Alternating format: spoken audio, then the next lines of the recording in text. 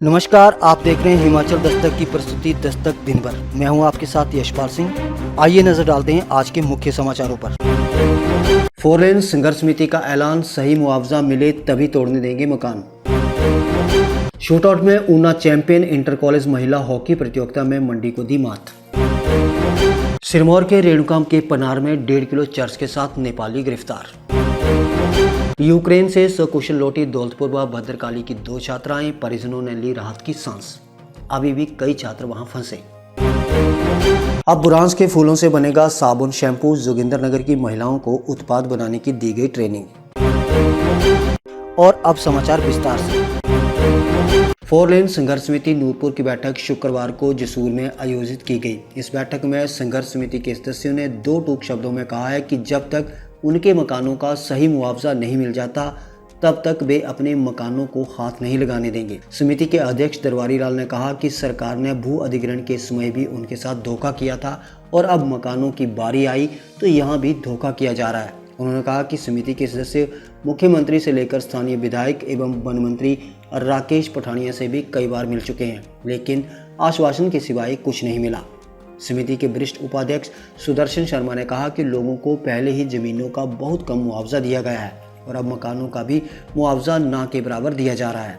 उन्होंने कहा कि अगर सरकार उनकी बात नहीं मानती है तो कंडवाल से लेकर सिवनी तक के प्रभावित 3700 परिवार अपने मकानों को हाथ नहीं लगाने देंगे।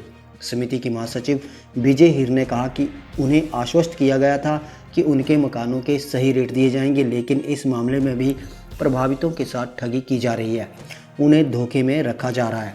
उन्होंने कहा कि अगर प्रशासन ने समय रहते उचित मुआवजा लोगों को नहीं दिया तो वे किसी भी सूरत में अपने मकानों को हाथ नहीं लगाने देंगे। अब ये भी पता चला है कि जो ज्वाली उपमंडल है उनके पैसे जो स्ट्रक्चरों के हैं पीडी साहब ने एसडीएम साहब के खाते में डाल दिए ज्वाली के, और हमारे भी जो है विद इन वीक जो है पैसे डलने वाले हैं। पर हमने पीडब्ल्यूडी विभाग जो वैल्यूएशन निकालने वाले चले थे उनसे फाइलें देखी हैं और रेट हमें 19,000 समथिंग बता रहे हैं और उसका डेप्रिसिएशन काट के वो 14,000 समथिंग जो रेट मतलब हमें मिलने जा रहा है। और जो पीडी विभाग के जो आदमी एनएचआई के नूरपुर में आए थे उन्होंने हमें श्योर किया था कि आपकी कोई डेप्रिसिएशन कटने वाली नहीं है, आपको ये वहम है। तो उन्होंने अभी यदि ऐसा हुआ तो उसका अंजाम हमने जो नूरपुर में एसडीएम साहब के सामने उनको कहा है वो ही होगा, और यदि हमारे साथ ऐसी इतनी डेप्रिसिएशन काटी गई तो मैं फिर सरकार से गुजारिश करता हूँ कि जो 40 मीटर 45 मीटर और ये 2, 4, 5 मीटर कम करें तो लोगों के थोड़े कारोबार बच जाएंगे। चाय की दुकान, रेडी फड़ी, छोटा मोटा कारोबार लोगों का चलता रहेगा, उनको पीड़ा कम महसूस होगी। लेकिन मकानों के रेट, अभी बिल्डिंगों के रेट ये सरकार तुना पूर्ण विचार करे तो हमें दे, और जमीन की तरह हमारे बिल्कुल हमारी रोटी मत छीने सरकार, रोजी रोटी का सवाल है, मत छीने सरकार। मैं इनसे फिर दुआ करता हूँ ये सरकार को बुद्धि दे, बुद्धि। यदि हमारे साथ इस दूसरा धोखा करने जा रही सरकार को हम ये चेतावनी देना चाहते हैं कि यदि हमारे साथ फिर धोखा किया तो हम अपने जो मकानों में हाथ तक नहीं लगाने देंगे। प्राधिकरण का कोई भी अधिकारी आएगा या सरकार का कोई भी आदमी आएगा, हम उनको अपने मकानों में हाथ नहीं लगाने देंगे जब तक हमें जो मौजूदा मार्केट रेट के हिसाब से जो रेट नहीं दिया जाता है या जो सेटिस्फेक्शन जो ना करवाई जाती है तो हम अपने मकानों में सरकार को हाथ तक नहीं लगाने देंगे। जब तक हमारे साथ रेट सेटल नहीं होते हैं तब तक ये अवार्ड जो है भवनों के वो ना किए जाएं, नहीं तो हम सड़कों पर धरना प्रदर्शन करेंगे और एक उग्र रूप जो है वो धारण करेंगे। फिर नहीं ये कहना कि सरकार ये हमारी संघर्ष समिति जो है वो हमारे साथ जबरदस्ती करने जा रही है, क्योंकि ये हमारे भविष्य का सवाल है। इंदिरा मैदान ऊना के एस्ट्रो टर्फ मैदान में चल रही इंटर कॉलेज महिला हॉकी प्रतियोगिता के रोमांच भरे फाइनल मुकाबले का फैसला शूटआउट से किया गया। मंडी और मेजबान ऊना के बीच हुई खिताबी भिड़ंत में ऊना ने चैंपियनशिप अपने नाम की। प्रतियोगिता के फाइनल मुकाबले में दोनों टीमें 1-1 गोल कर पाई। मैच के शुरुआती दौर में ही मंडी ने 1 गोल दागकर ऊना पर बढ़त बना ली थी, लेकिन मैच के अंतिम मिनट्स में मेजबान टीम ने पलटवार करते हुए गोल दाग दिया और स्कोर बराबरी पर कर दिया। इसके बाद पेनल्टी शूटआउट में दोनों टीमों को 5-5 मौके मिले, जिनमें से दोनों टीम्स 2-2 गोल दागकर फिर से 3-3 की बराबरी पर पहुंच गई। इसके बाद एक शूटआउट का मौका मिला जिसमें ऊना के गोलकीपर ने मंडी के हमले को नाकाम कर दिया, लेकिन मंडी के गोलकीपर ऊना के हमले को संभाल नहीं पाई और ऊना ने चौथा और निर्णायक गोल दाकर मैच अपने नाम कर लिया। इस मौके पर वित्त आयोग के अध्यक्ष सतपाल सिंह सत्ती ने विजेता और उप विजेता टीमों को पुरस्कार देकर सम्मानित किया। सिरमौर पुलिस ने नशा माफिया पर शिकंजा कस दिया है। नशा माफिया के खिलाफ चलाए जा रहे विशेष अभियान के चलते पुलिस ने एक नेपाली को करीब 1.5 किलो चर्च के साथ गिरफ्तार किया है। जानकारी के अनुसार पुलिस ने डीएसपी संगड़ा की अगुवाई में रेणुका जी के पनार में 1.5 किलो चर्च के साथ एक नेपाली को गिरफ्तार किया है।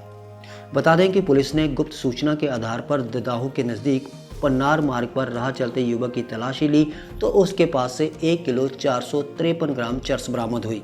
पुलिस के अनुसार नेपाली मूल का आरोपी फिलहाल राजगढ़ में रह रहा है। पुलिस ने मामला दर्ज कर आगामी कार्रवाई शुरू कर दी है।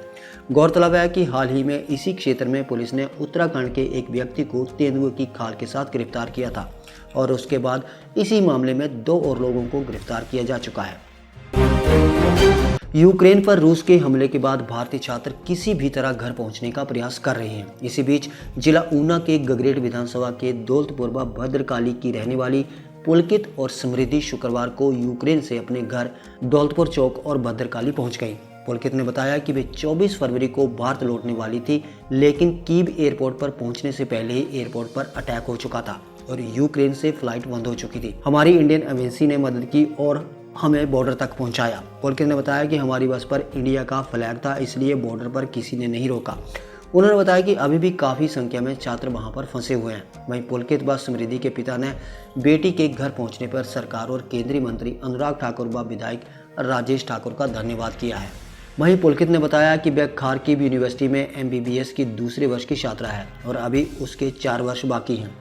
जब वह पहले दिन सोकर उठी तो उसे पता चला कि यूक्रेन और रूस के बीच तनाव अब युद्ध में बदल चुका है। वह हर दिन डर के साए में रही। आलम यह था कि इंडियन कार्ड से पैसे निकलना भी बंद हो गए थे। पुलकित ने बताया कि वे सुरक्षित इंडिया में तो पहुंच चुकी हैं, लेकिन उन्हें अपने साथियों की भी चिंता है जो पढ़ाई करने के लिए वहां गए थे और आज भी वहीं पर फंसे हुए हैं। उन्होंने सरकार से गुहार लगाई है कि जल्द से जल्द उन सभी छात्रों को निकाला जाए ताकि उनके जीवन को सुरक्षित किया जा सके। मेरा नाम संदीप है और ये मेरी बेटी पुलकित है जो कि 2 वर्षों से खार्किव में पढ़ रही थी। यूक्रेन में युद्ध में फंस गई और इसका सारा जितना भी युद्ध में जो भी समस्या आई हमें, सबसे पहले मैंने अपने जो हमारे MP हैं श्री अनुराग ठाकुर जी, उनसे संपर्क किया।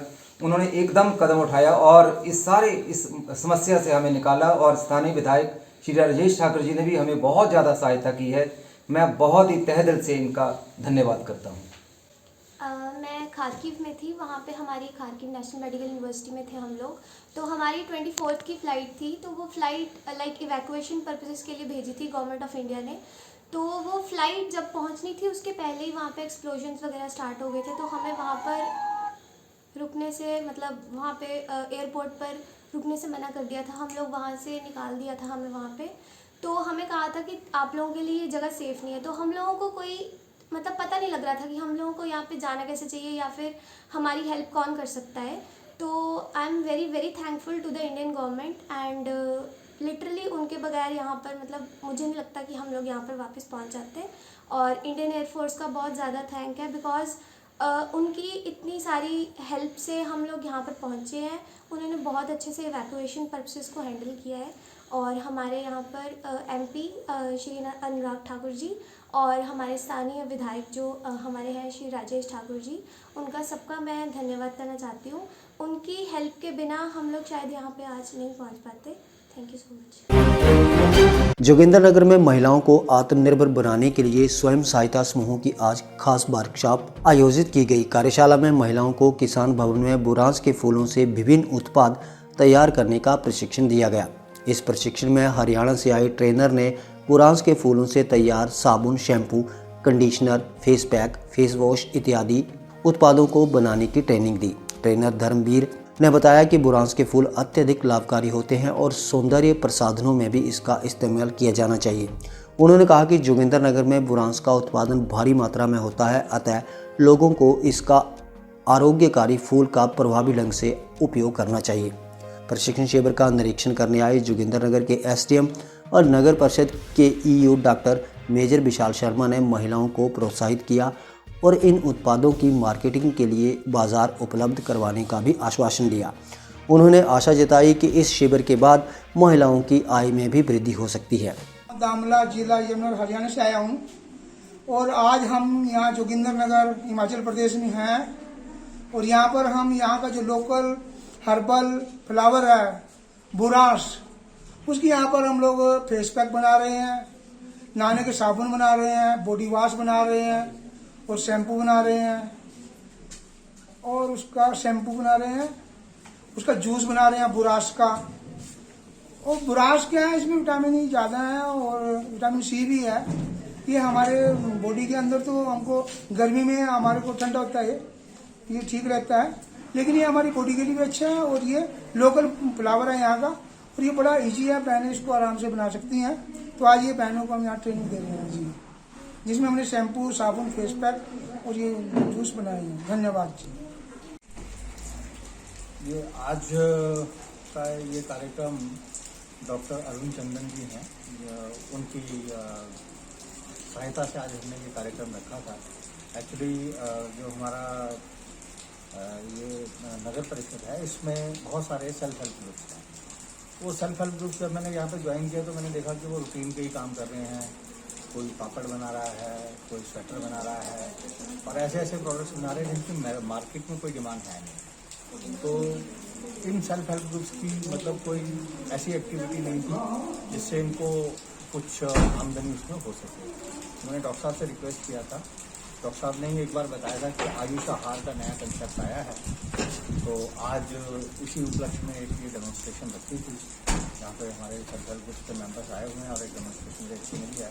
और जल्द ही हम डॉक्टर साहब की सहायता से और उनके परामर्श से कुछ नई activity in self help groups के लिए लॉन्च करें।